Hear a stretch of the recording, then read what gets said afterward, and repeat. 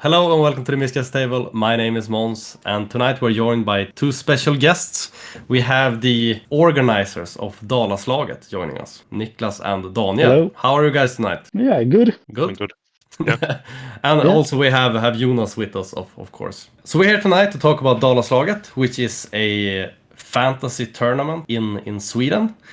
But before that, maybe we can do some introductions. And I can start off.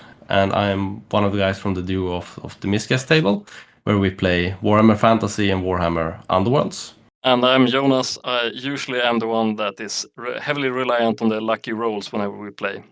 I'm fairly new to the hobby, actually. I've only been playing 8th edition for roughly 2 years, but it's great fun finally being part of the tournament scene. Yeah, I'm Niklas. I'm the co-founder of Dalaslaget. I've been playing for 7 years. Pretty sure I'm gonna play an high elf army in this year's tournament. Yeah, my name is Daniel, also co-founder of Dalaslaget. Been playing miniature games for probably 20 years or something like that. I have not decided what I'm gonna play this year. Yeah, I know you always have problem deciding, so I'm not surprised. Usually the last person to turn your army list in. Yeah. Nice to be able to pick to pick your army last after you've seen what everyone else picks as a tournament organizer. I feel that's beneficial. Yeah, it is. But can you tell us something more about Dalaslaget? Like, how did this came about? Why did you start a tournament?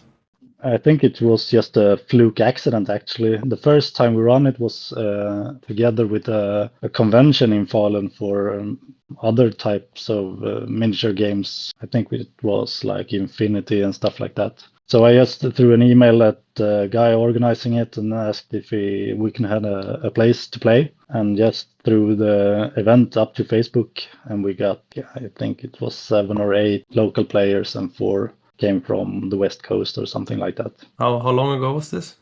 I think it was maybe 2017. 17. Yeah. Really? Damn. You almost said it 2 years ago, Daniel, and it's 22 right now. So time passes. Corona timeline. Yeah, we just had 1 year we have to postpone for COVID. Is it fair to say that Dalaslaget is the premier Warhammer tournament in Sweden right now for 8th edition? Yes. I would say so, yes. It's the biggest in Sweden.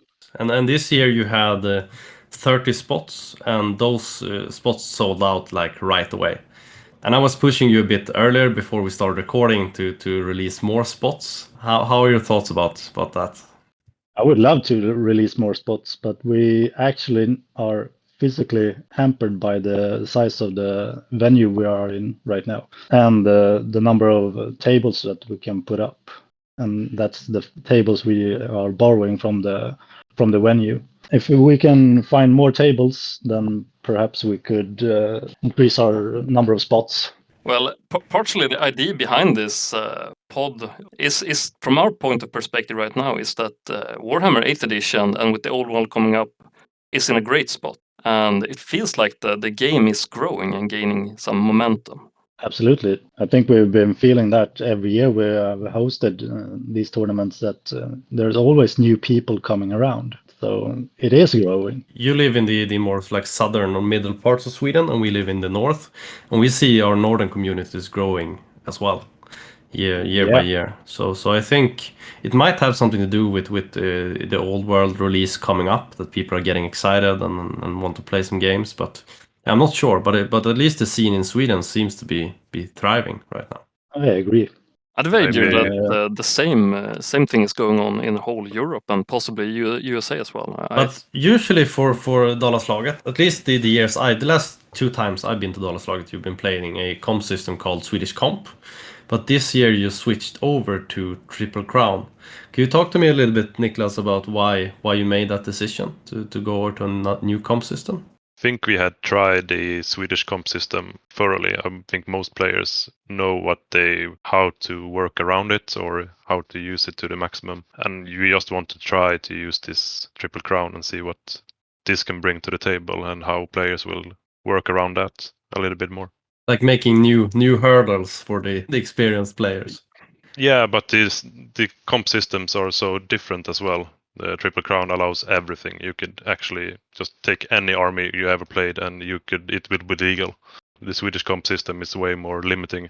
So many players have been asking to lower the bar on the Swedish comp system so they could use more models or units. So I think this allows everyone to play whatever they want in a different way. That is possibly one of my gripes with 8th edition, that for certain factions more than others, for Ogre Kingdoms, for example, it's really hard to put together a variety of different types of lists. You have only your few core choices that you need to work around. You only have that one or two types of magician, and that's it.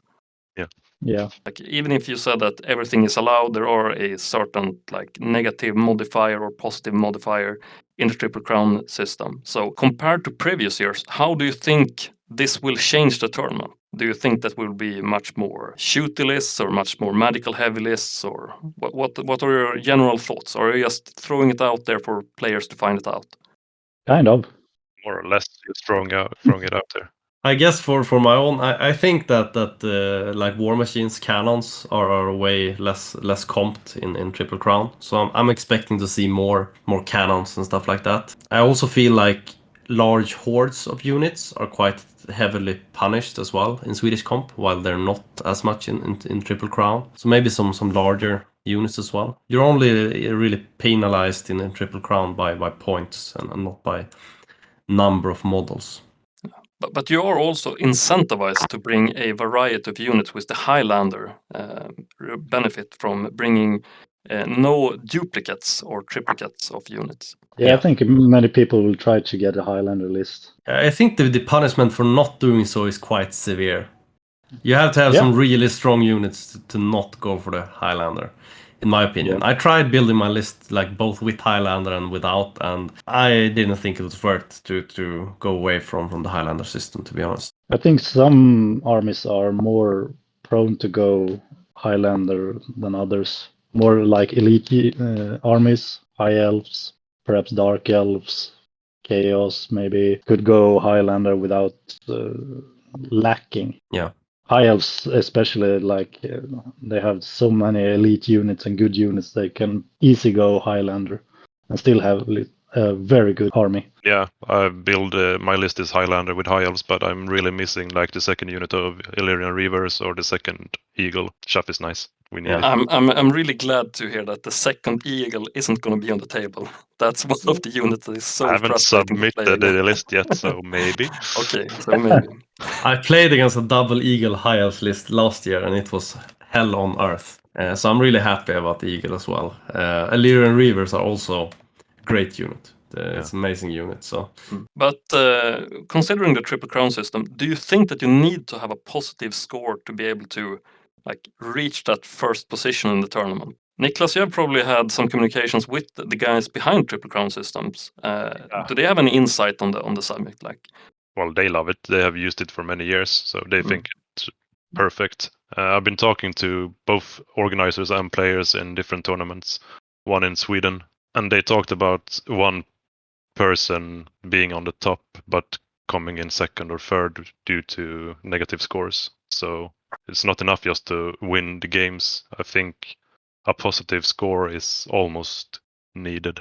We've talked about it at great lengths. I don't think, or if anyone manages to win with like 15-5, 5 games in a row, they deserve to win the tournament. But I think it will be really hard game 4, game 5, if you won 3 games 15-5, because then you will be matched up with players that have done the same.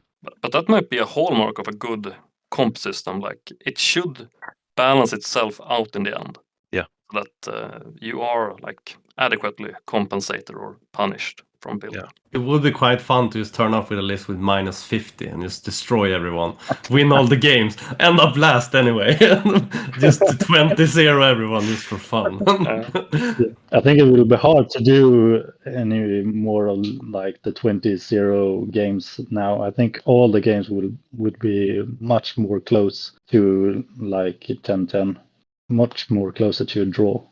I think this year will be, if you win by 15-5, that would equal like a 20-0 in Swedish comp. Yeah, with the rules we play this tournament, I think 15-5 is a perfect result. Anything more is just But what do you think, like comparing like Triple Crown and Swedish comp? Which comp system do you think have the stronger armies? It has to be Triple Crown because everything is allowed. I think Yeah. in Triple Crown you limit yourself, and the Swedish comp limits you by default. I think you want to play the Highlander list because you see that you may gain like +4 points in the end, and therefore you want to play Highlander and not bring the second eagle. And look for the entries in the comp system that gains you positive results instead of negative results. So many people that were afraid with Triple Crown, since you're allowed to play anything, they thought, okay, now we're gonna see the Death Stars every single game. Everyone will bring them. But I don't think that would happen. I think everyone will limit themselves. Maybe not Highlanders, everyone, but I don't think anyone want to come and play with a -10 list. No, it's really hard to place well with a list that badly comped, whatever you call it. Yeah, if you think about it, if you go like a -5 or -10, and as we said before, like a win of 15-5 is almost a massacre, then -10 is huge at the end of the day. Do you think that the scenarios that we're going to play is going to much more heavily affect the outcome of the final scores of each game than instead? Because if you're going to kill less, then the points from the scenario is going to be more important. Exactly. I think you got to play the scenarios this time. I hope so. But then Because again, 2 of the games are battle line, so there is no points to gain except for killing. But in 3 of the games. Yeah, there are a lot of points to gain from the scenarios, 500. But you guys put together these scenarios that we have, and we can put them up on the screen so people can see the scenarios that are going to be in the tournament. What's your reasoning behind the scenarios? Like, how do you come up with which scenarios are going to be in every tournament? I think the scenarios this time are from Triple Crown, so we haven't written them up. We just plainly stole them. No, we asked first. Yeah, we asked first, absolutely. But I think the one way you can change how people write their lists is by adding scenarios with other type of rules, not just killing the other opponent. If you have objectives of different kinds, you have to play another type of game, and you maybe have to write your list in another way than you usually do for just a battle line.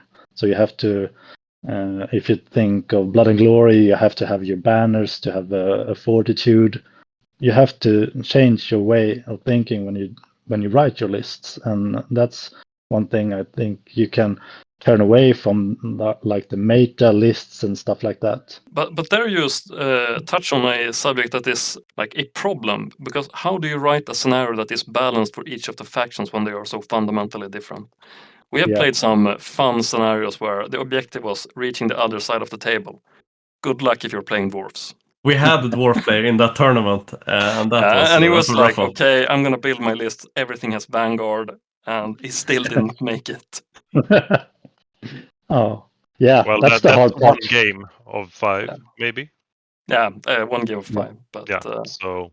But you still, certain factions don't have a like what do you say, innate weakness to certain scenarios. Like I would say that Wars of Chaos is probably one of the most well-rounded armies out there. You don't necessarily need to adapt as much when you are playing them as you might need to adapt when you are playing Tomb Kings or Dwarfs, perhaps. I agree. It's a very hard balance. Maybe like scenarios when you have to cross the board isn't suitable.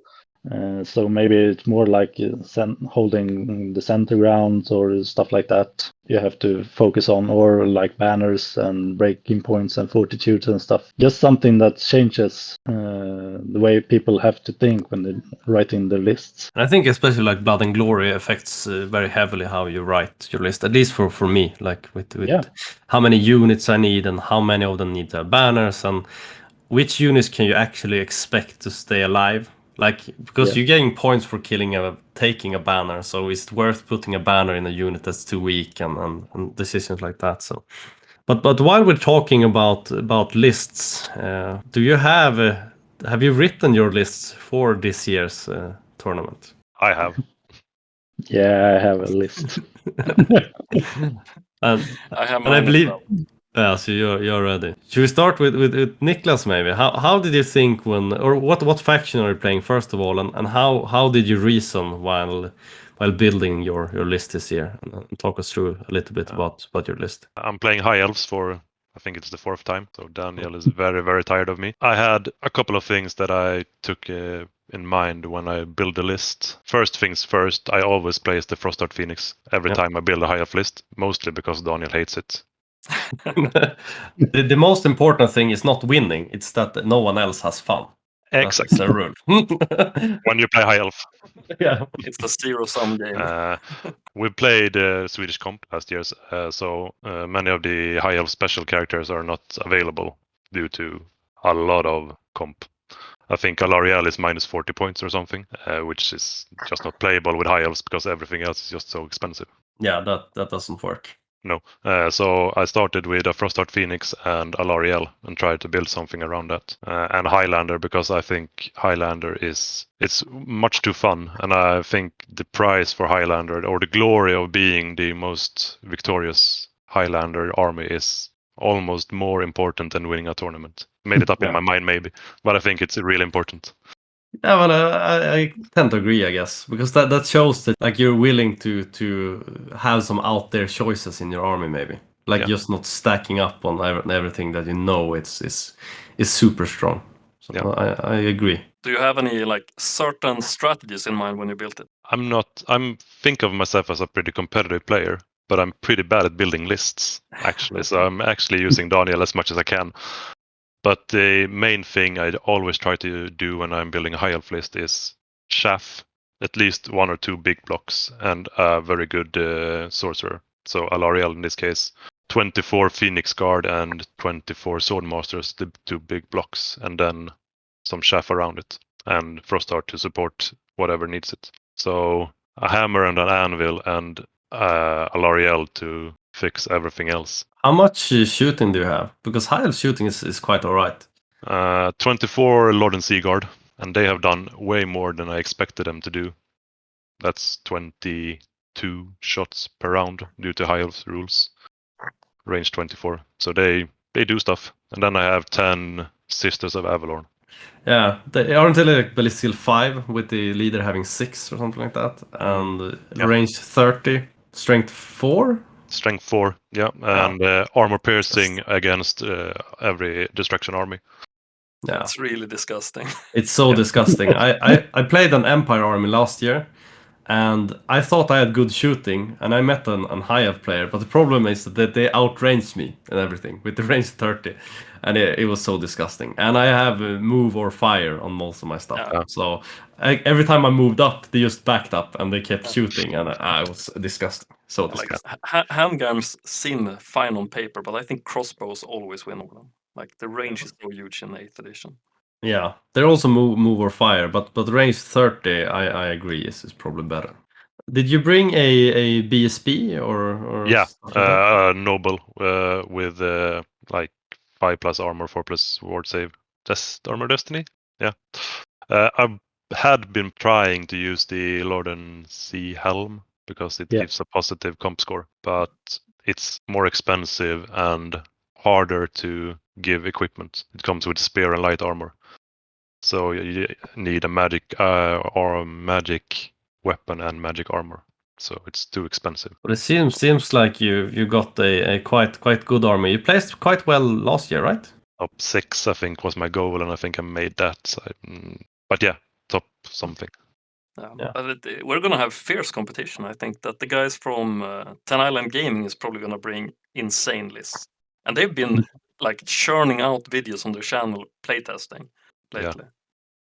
Yeah, so it's gonna be really fun to see what they come up with. Yeah, they play a lot, and I think the level of play is high.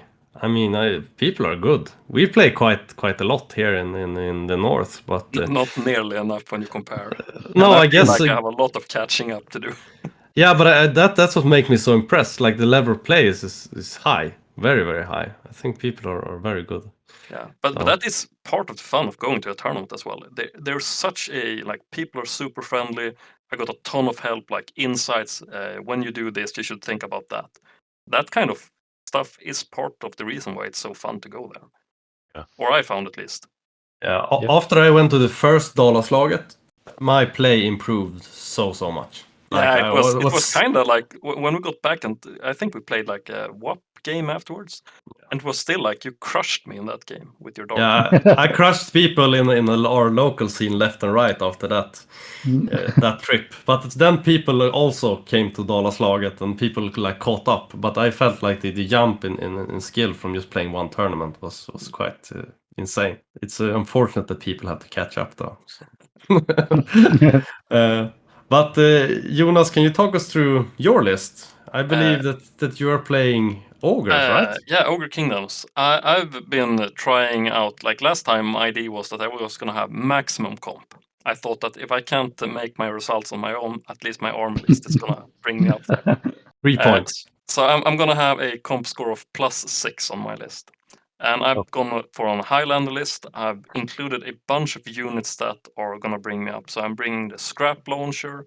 I'm bringing some Gnoblar Trappers. I'm bringing a bunch of like regular ogres because you don't have really all that much choices. I'm bringing some Iron Guts and I'm bringing some ogres just to have that chaff on board so that they can do stuff and move around. For my lords, I have a level 4 Slaughtermaster. I'm gonna play Lore of Heavens. It's my absolute favorite lore.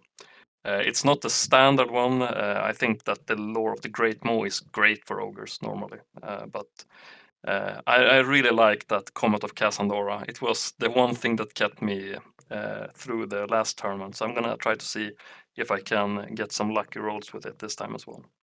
And I think it's an interesting like lore all around. I think that the ability to push things is something that would be much needed for more lores. I think that being able to influence the board in more ways than just affecting dice rolls is generally good for the game.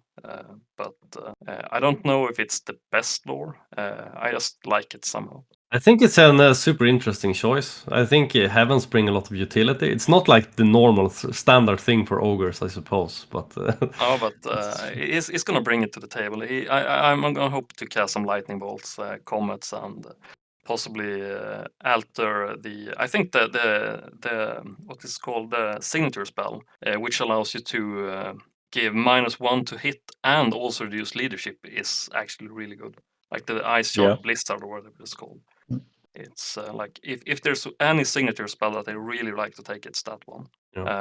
But in order for me to bring that level 4 wizard, because ogres have this really fantastic rules and that they need to have the lore of the Great Maw in their army list, I also have a level 1 butcher, and he is packing the Hellheart. I figured that this like the Triple Crown system is probably gonna bring a lot of wizards to the table. And if there's anyone out there playing Lore of Death or Lore of Shadows, I want to be able to punish them. Hellheart is such a disgusting item. Can you just tell us quickly what it does? It's a randomized range, which is kind of weird because it can really whiff. But at the start of the opponent's magic phase, you get to bring it out and say, I have the Hellheart, and then you can see them sigh, and then you get to tell them the rest of the part. And that is that they have to roll on the miscast table if they end up being in range. And as we all know, being experts at the miscasting, you can really wreck an army with that. And since it's a bubble, you can hit all of their wizards if you're lucky. And then, as to add an extra insult to injury, you also get dispel dice from each wizard hit.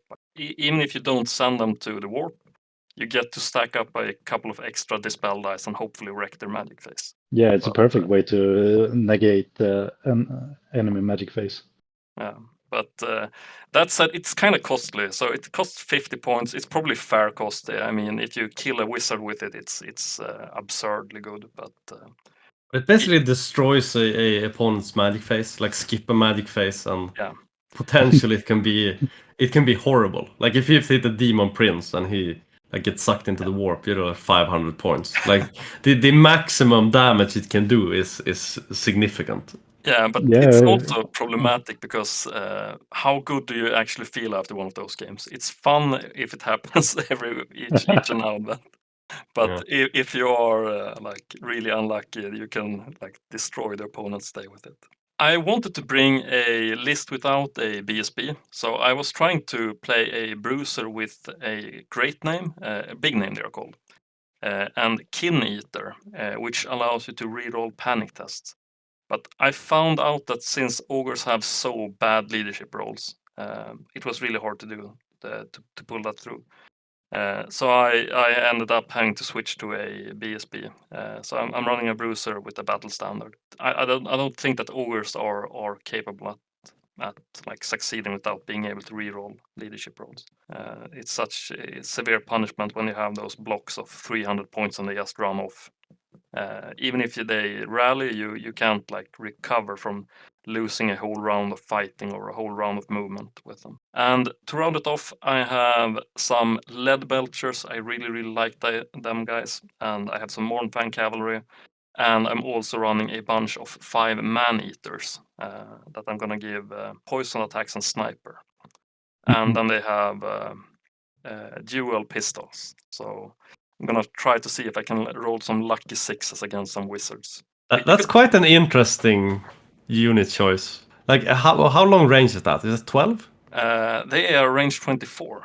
24 And with sniper and poison attacks. And how many quick shots fire, each? so you can move and fire them. So they are basically range 30. And since they have sniper, they have -1 to hit, and they have ballistic skill of 4. So I'm counting on moving 6, firing at range 24, and then you hit on 6s. And since they are poisoned attacks, you get a wound from that. So the mathematics is that they should, on average, bring in 2 wounds per turn. And lesser That wizards will kiss many wizards, yeah. Yeah. So I have the anti-wizard list. Yeah, that's pretty interesting. And you got like the Mornfang cavalry is super good. Lead belchers are absolutely disgusting. So Yeah, it and seems strong. I don't know if it's gonna be great for me. However, because ogres being like multiple wounds is really pressured by cannons and artillery and stuff like that, war machines. And I'd really hate to meet one of those chaos dwarf lists that has that template weapon, the flamethrower, which has multiple wounds on it. It's the absolute worst weapon in the game. Good for you. No one is going to play Chaos Dwarfs. What? True story. They were so favored last time. Wasn't it like 3 players that played them? Yep. Where 1 vampire counts, and what was the other army that was so overpopulated last time? Chaos. They are not even played at all. What? Yeah. No worries or chaos. What is the most played army for this upcoming tournament? Dwarfs with 5 players preliminary, and Dwarf is gonna be bothersome, Warriors of Chaos with 4 players. but it's still gonna be fun. I count there not being that many Chaos Dwarfs as one of my perks, being lucky overall. So I hope to see if it can make up for my poor army list building. Yeah, but I did some calculations on the dwarfs, and I think the dwarfs can be really good. I was on the fence of bringing a dwarf army, but Me too. like a few of the scenarios are that you need to hold something. At least one of them is that you need to hold something, and dwarfs are so stable. Like getting them to flee or something, that's really hard, really tough. Yeah. Yeah, but do you have any critiques for me? What do you think what do you think are gonna be my biggest gripes? What are my nemesis armies? I think it, as you say, artillery will be. It's and especially when you have those low unit counts, so that you need to take those leadership tests after. Yeah, how lose many one ogre. like bulls or iron guts do you got in your unit? I have 8 iron guts in my main block, and then I have 6 bulls in my secondary block. Yeah. So cannonball can really wreck your day. Yeah, one lucky shot and then it just goes. Yeah, it can bounce. Yeah. But Yeah, I think that's probably the biggest fear for playing like monsters infantry units. And also stuff like initiative test is always awful. Yeah. but Peter that's why not I'm fun. bringing the anti-mage. If there is anyone running the purple sun or whatever it's called, the pit of shades, I'm gonna hammer that wizard from turn 1. And I think the Gnoblar's pick that you have is also quite interesting, because they give plus comp, right? So you get to get bonus for bringing them, but they're also quite a nice utility piece. Like you get more drops, which it makes it more difficult for your opponent to see where you're placing stuff. When I played in Yumio last time, it was really nice to see that they actually function quite well as a disruption unit, because nobody really wants to commit to killing them unless it's with a weaker unit, since the Gnoblars basically succumb to anything. They don't really want to allocate a whole turn of fighting with one of their main blocks against them, and especially not when they are forced to roll dangerous terrain tests against it. And if you then get the flank charge, then it can be really devastating because they are so numerous, so that they can get that disruption bonus, and then you win the main combat. And they're pretty cool utility piece, I think. Yeah, I hear that they are super strong in Age of Sigmar right now as well. Yeah, but it's like people say that they are the best unit in the game right now, and I don't heard really that too. understand Age of Sigmar. But Yeah, maybe I should talk about my. Or do you have an army list ready, Daniel? Or Yeah, I do. You have. Okay, Yeah, okay. yeah. Let walk us through it. Let's hear what you had a really good army list last time. Like the Lizardman army was super cool. The monster party. It The doesn't monster work party. as well with so many prevalent war machines, I believe. But No, I think it's not. I'm going Skaven this time. There's no theme or anything about this, actually.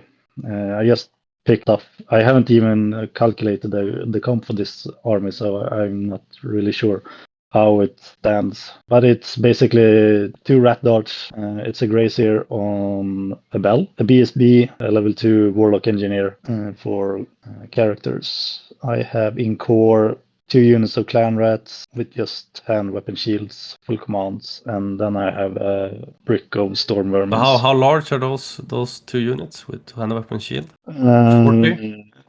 No, 35 in one and 29 in one. All right. Yeah. I'm not sure if I'm gonna run them as hordes, or probably we're gonna run one as a horde with the bell and one just maybe 6x6 or 6x5 or something like that. I don't know. And we have a warfight thrower in one and a rattling gun in the other one. 33 storm vermins in a unit. Special gutter runners, just 5 of them, but still slings and poison. 5 censer bearers and 30 monks. And for rare, I'm going Doom Wheel, Hell Pit, and Both the Doom Wheel and Help It. yeah, That's disgusting. Yeah, and then maybe a cannon. I haven't decided that one yet. I still have a few points left. Maybe I go for catapult or something else. I haven't decided the last. I don't really want to go cannon like everybody. I want to do something else. Yeah. But maybe I just need a cannon to deal with like high toughness opponents.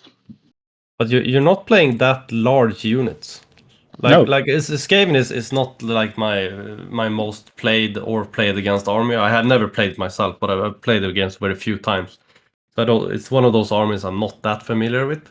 But usually people play quite large horde units. Yeah, and people play like 50 slaves times 2 or something like that, and I don't want to play like that. And they build the buses like 10 ranks deep, and they are probably unbreakable because they have leadership 10 and they are going to be steadfast forever. Yeah. And that's not fun. So I tried something else. I have no idea what's going to happen. But you're taking some more risks at least, and I guess that Skaven is one of those factions that is quite hard to play Highlander, I suppose, because every one of their unit or every one of their models are worth so few points. So like the core part is the hardest to get 25% if you're just going to run Highlander. You have clan rats, you have storm vermins, and you have slaves. It's doable, but then you're up to this big unit of block. So yeah. Otherwise, I think it's probably doable doing Highlander, but the core is the hardest part. And I think it's the same as if you want to play Highlander as a Vampire Counts player. That's gonna suck. Yeah, that's also quite a rough one, I suppose. Yeah. But I haven't finalized this list 100%. But the main part's gonna be this because that's what I'm painting and have painted. So. No big differences is going to happen. Are you working on any special paint schemes for this one as well? Like you really was one of the standout armies last time. Yeah, it was in your face. You could see Skaven it is from like 3 tables away, like the colorful lizards. It looked really cool up close as well. yeah, lizards are fun in that way, and this is going to be much more muted and dirty. Skaven is kind of weird. I think Yeah. that it's one of the standout armies in 8th edition. I think that I haven't played nearly enough against it. Last time, I don't know, was his name Eric Yeah. that played the Yeah. Skaven list? He did really well with it. He came. He did. He wanted to play Asaro and wanted to crush the Chaos Dwarves, and I think he got a good matchup there. Yeah, So Absolutely. evidently they can perform when needed to. yeah, it is a good army because it's an old book. So some of their rules are kind of. If they had an 8th edition book, they probably wasn't going to be this good as an army. But there's also pretty much many drawbacks, like playing orcs and goblins. There are many random stuffs happening with them. How do you say? How are you going to use the what's this called? Hell Pit Hell Abomination Pit. and the Doom Wheel. Do you have any plans for those? What are they going to be up to during your games? Probably take one flank each. And then they will move 4 inches forward per round because you can't roll Yeah, dice for it. yeah. It's exactly. random movement. Is it Yeah. 2d6 or 3d6? Doesn't I matter. think the Doom Wheel is 3d6. The Hell Pit is 2. Yeah. But yeah, I can't roll those. So they're probably gonna go forward like between 5 and 7 each round. They're gonna Dwarven Doom Wheel. Yeah. Yeah. Something like that. Yeah, that is the problem Sadly. with random movement, I guess. But Yeah. they're very strong units and super annoying to play against. So I hope I don't get, especially the Hell Pit with the regen and pretty high toughness and stuff like that can spell disaster That for might many come years. into handy for you as well. Like random movement doesn't allow you to make shooting reactions against them. So if you can get into like a dwarf army that isn't allowed to make stand and shoot reactions against them, that's gonna go super well for you. Yeah, and also like chaff units and stuff like that. And they just can't flee, so they have to stand there and take it. So that's why I'm gonna probably play them at the flanks because of chaffs. And the Doom Wheel also has this rule that it will fire 3 lightning bolts at the closest target. Yeah, so you don't want it core and center of your rest Nope. of your. Because on there the are next multiple all your wounds. stuff. Yeah, and there are multiple wounds and random strength, so they can just dish out 3 strength 10 hits that will do d6 damage each. Yeah. Doom Wheel is one of those things when you play against a player that never played against it before, they get so screwed over. Because if you don't think about which unit you place closest to it, you're gonna have a problem. Let's put it that way. Yeah. But that's also one of the really weird parts about Skaven is that random strength on some of the weapons, like the warp fire cannon, a warp lightning cannon. When you do manage to get that strength 2 hit in, it's so weird. It's like not like the game has 6 faces, and on a dice on average you're gonna roll 1 and 2 twice on that die. So you're gonna have like really weird games and really powerful games at times. That's why I'm debating on having it at all. Because when you face that steam tank or casket or whatever you're facing, and I need that strength 10 now, and then you're gonna roll 2s or misfire. Yeah. The warp lightning cannons, one of the misfires are it will pivot randomly, so you can shoot through your own ranks with a strength 10. But it's always nice to have something that can deal really high damage. Because if you meet like a steam tank and you have nothing that can do big damage, then you also have a problem because you can't deal with it in any way. Absolutely. Speaking of steam tanks, should I talk about my Empire? Yeah, sure. So I'm playing Empire this year, and I'm playing quite a shooty list since that favors my playstyle more, I suppose. So I have 1 cannon, 1 Hellfire volley gun, and I also have a steam tank, of course. I couldn't fit that yet last year because Swedish comp absolutely kills the steam tank. But this year I have one. I've been playtesting it quite a lot, and it is so good. It is amazing.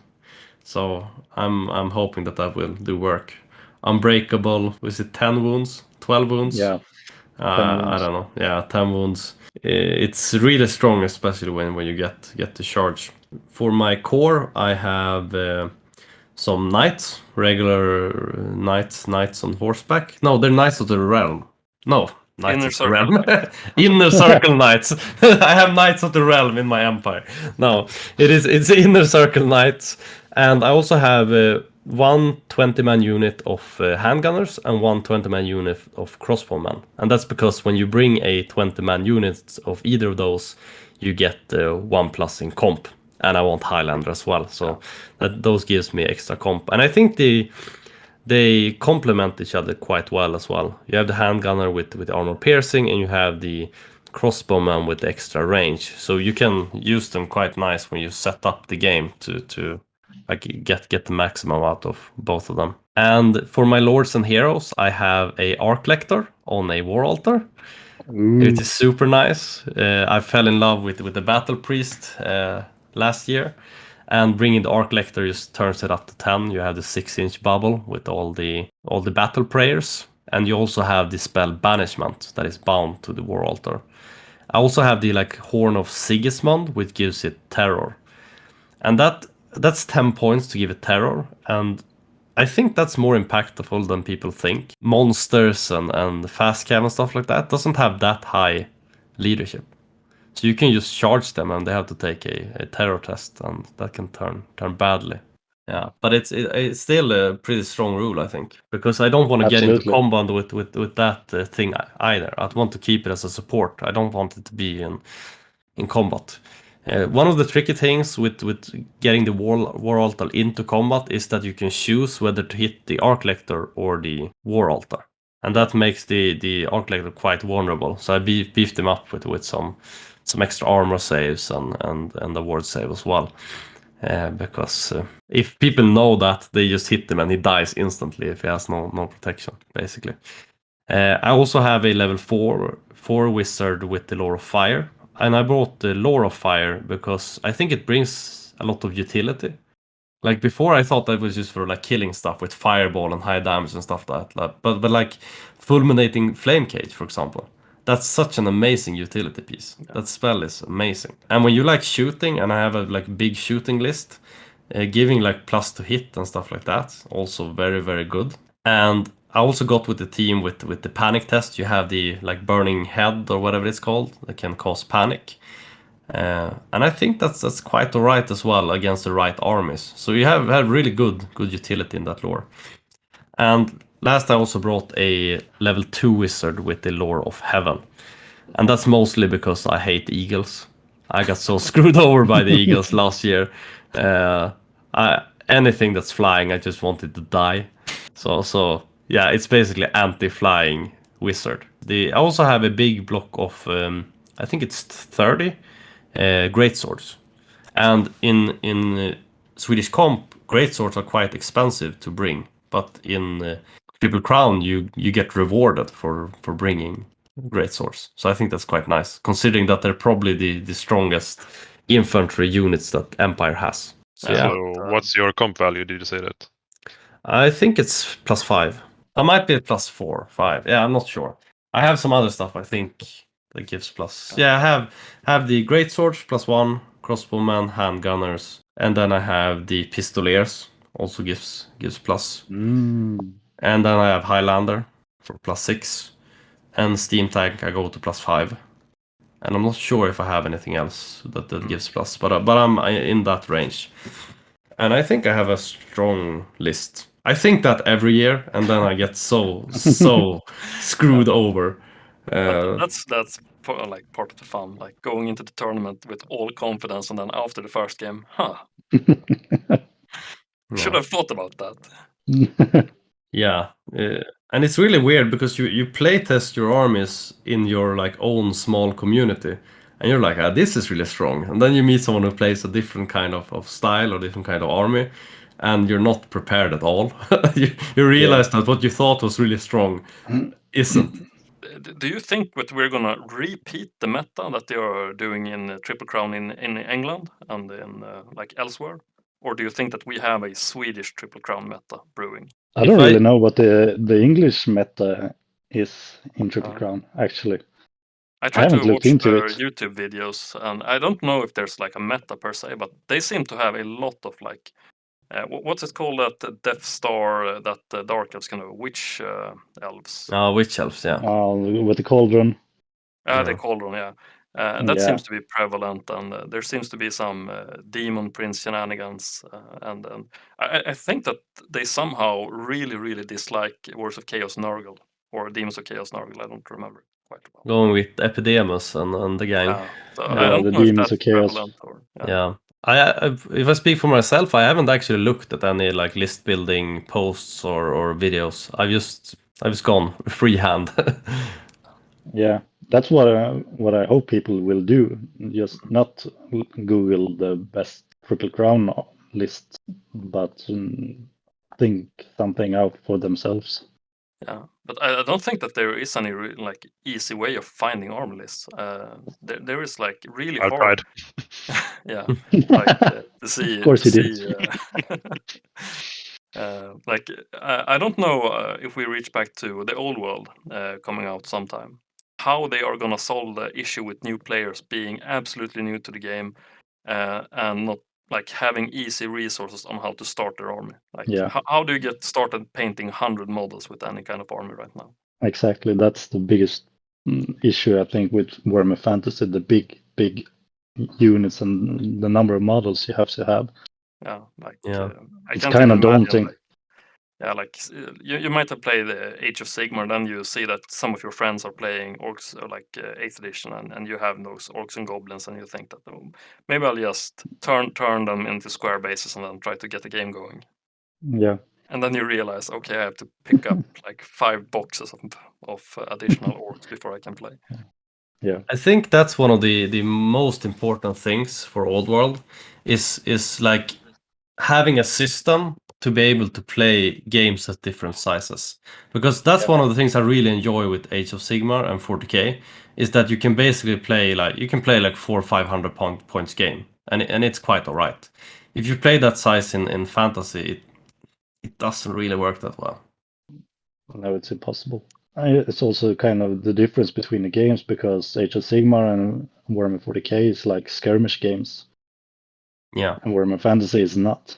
No, it definitely isn't. But well, we talked a little bit about this like before we started recording. Like the middle age for Warhammer Fantasy players is going up. We're not getting enough new young blood into the game.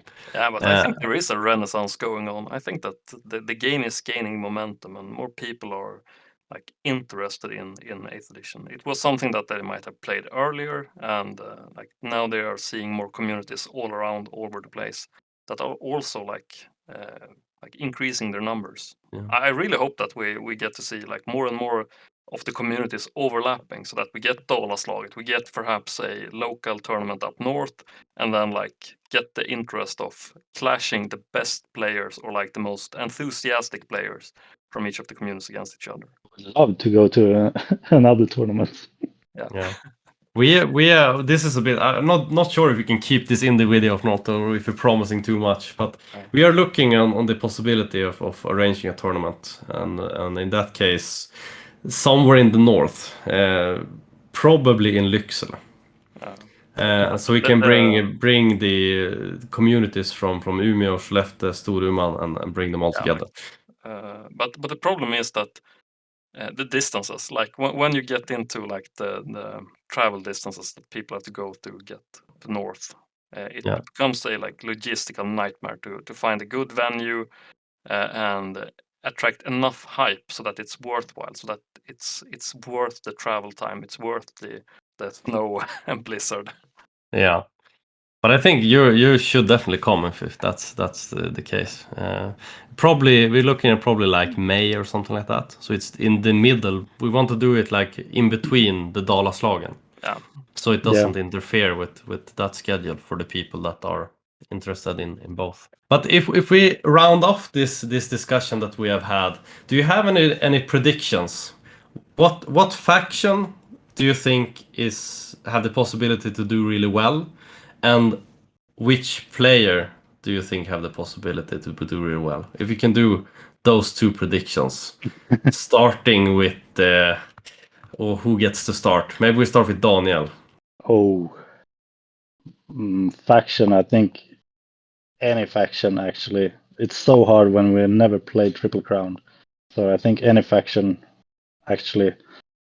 And if I have to guess any player, damn, we have new players this year, so it's kind of hard. But I would guess one of the top 3 will probably go to the West Coast again. Yeah. So you're talking Tan Island Gaming, one of those guys. Yeah, one of those guys. I think that's a pretty safe pick. What do you say, Niklas? Do you have any predictions? I think dwarves will do very well because they have the numbers, and I think the dwarves have an upper hand with a lot of war machines and sturdy units. I think they will do really well in most of the scenarios that we're going to play. And if we look back, Tanel and Gaming have always had a player on the podium, so I think that's actually one of them. It's a safe bet.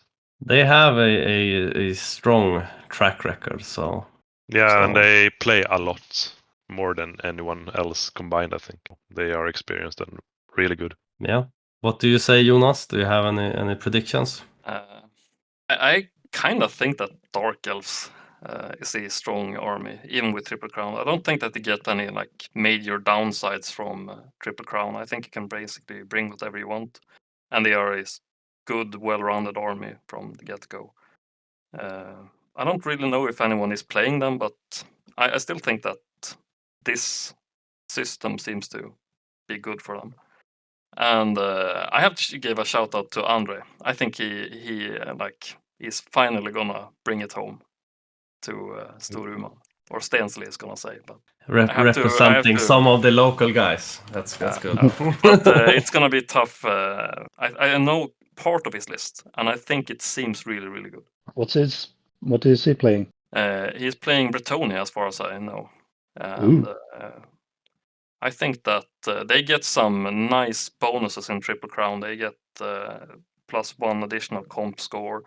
They get devastating charge, I think it is. And they fix a lot of the issues with their lists, and they don't really have any like downsides. I just think that you get a bunch of bonuses. I think that their Highlander score is like +4 or 5. But it must be very hard to get a Highlander list with Bretonia. Yeah, but I think he managed somehow. I haven't checked each. And yeah, I think he. I know that he was debating it last time I looked at it. Yeah, was it like 24 Knights of the Realm?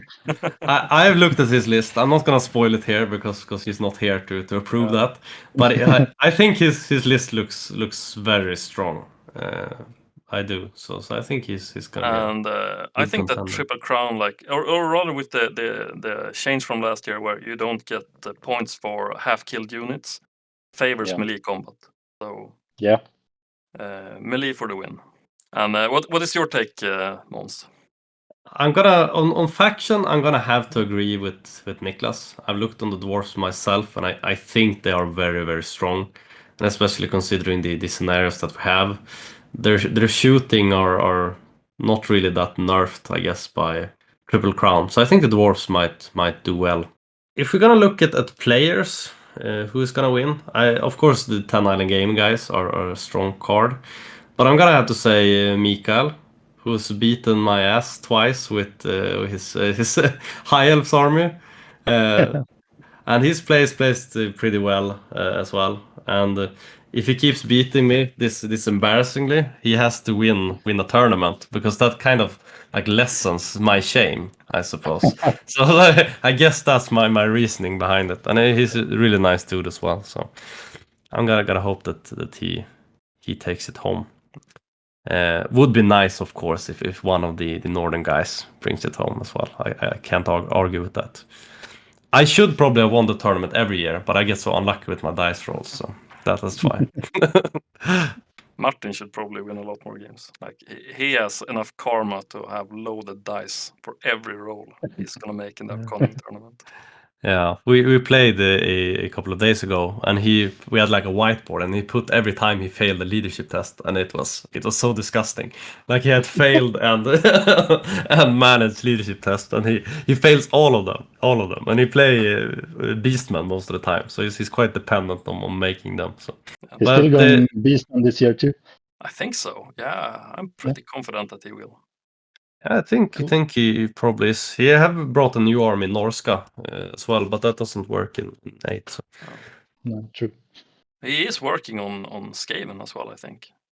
Not spoiling anything, but He's the fastest painter in the world, probably. Like he can churn out an army in like a month. Insane. What was your record on an army, Daniel? A week? Or was it when you painted the Empire army? A month. For how many points? 2,400. Okay. That's absolute insanity. Way before, not for the tournaments. The other Empire army you painted. Yeah, that was like a year. But it was 10,000 points. Yeah. 10,000 points. In a year. Insane. Yeah, roughly. Yeah, but that's still like insanity. sheer like discipline to pull that one through. Yeah. That's really impressive, actually. That was nice. Yeah. But it's been really nice chatting with you guys tonight and talking about Dalaslaget. Yeah. And like, if people want to know more about Dalaslaget, like or like the Swedish Warhammer community, where should they reach out? I think the main part is on Facebook. Warhammer Battle Sweden, or what's the group called? Battle Sweden. So that's where we post our events and where most of the discussions happens. Then we have you guys with your YouTube channel, and we have Ten Island YouTube channels. So you should head over there and try to bully these guys into setting up more tournament spots. We can have some even more players. Yeah. Do you have any hype for the upcoming tournament? Like, there are some new things coming in this year. I've heard that there's going to be a ton of achievements. Yeah, I think 132 if I counted correctly. So give us like your run of the list. What is the best reason? Why should everyone be interested in going to Dalaslaget? Like you might not be able to get a spot there, but if you want to come there and chat and like have a good time, meet some people, see some really, really well painted armies. Yeah, what you said, because all of those things are so true. Because we have had people come in and watch the tournament that haven't played for like 10 years or never played, and they are always curious. And everyone, and I mean everyone, is so happy to just talk about their own army or how they painted it or anything about the hobby. So. Yeah. And there's going to be a trade table this year again, I hope. Yes. Like there was some really, really good bargains last time. Yeah. Yeah, I hope people can bring more stuff. And I think people should definitely go check it out. Like even like you said, Jonas, even if you don't get spots, like just go and look around at the armies, see what games you're playing. But because Falun is quite central in Sweden, so if you live anywhere in like the central part of Sweden, it's quite a short trip. At least by my northern Swedish standards, where like 3 hours is a short trip. Yeah, it's a small throw. Yeah, I suppose. Yeah, and the level of painting on the armies these years has been phenomenal. I mean, it's a very high standard of painting. So if you just want to come and look at gorgeous models, it's a great opportunity. Yeah, people are so talented. And I get so sad because I'm not.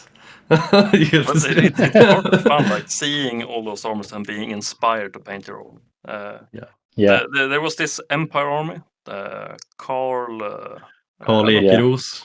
Yeah. It's like a beautiful like classical Warhammer army, and then you have those like really experimental like. With heavy customization, like the one that Jimmy brought with the Mutalith beasts, and then the Bretonnian army with the Vampire Counts army with the converted Bretonnian models. So impressive. Yeah. That's really cool. And what you mentioned with Carl Ekeros, he brings like a Swedish themed Empire army, which is the exact same theme that I do, but he does it like 10 times better. That's make me feel a little bit sad, but it's super cool. Yeah, but it's super like cool. worth all the praise. It was really impressive. Yeah, it is. But it was super nice chatting to you guys, and I guess we'll see you in person in a few months in Falun. Can't wait. Now we're so excited. And it's still like months away. I'm feeling like a kid before Christmas, and it's still like so far away. So it's gonna be just 2 amazing. months. Yeah. It is. And I also feel when you say it like that, I also feel a bit of anxiety because I haven't painted everything that I need to paint. And That's probably 90% of all gamers. yeah, procrastination is in our blood. Yeah, it's gonna be great. Yeah. But thank you guys for chatting with us, and we'll see you all. And next thank you all time. for listening. Thanks for having us. Thanks for having us. Yeah. Bye. Peace. Bye-bye.